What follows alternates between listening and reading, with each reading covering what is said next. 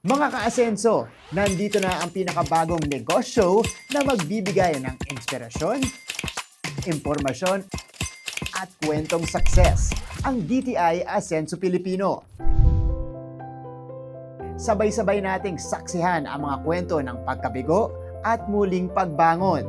Ano mo yun, dumadating sa business mo, pag nilalangaw, yung walang umu-order, walang bumibili. Nakikita mo yung mga produkto mo na naninigas na dun sa ref. Everyone is closing.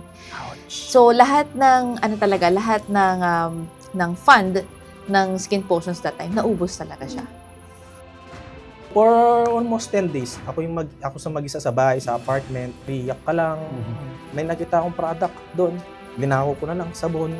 Benta-benta ko para may makain lang ako.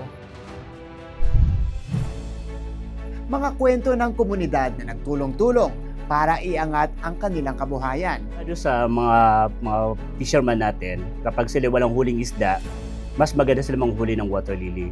Kasi si water lily libre lang nakukuha.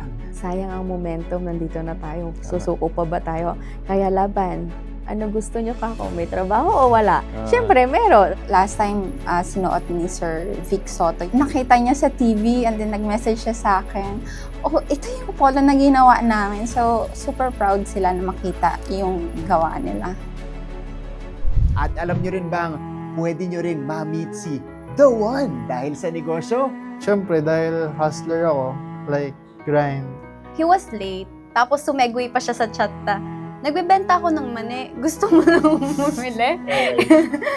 Nakakakilig, di ba?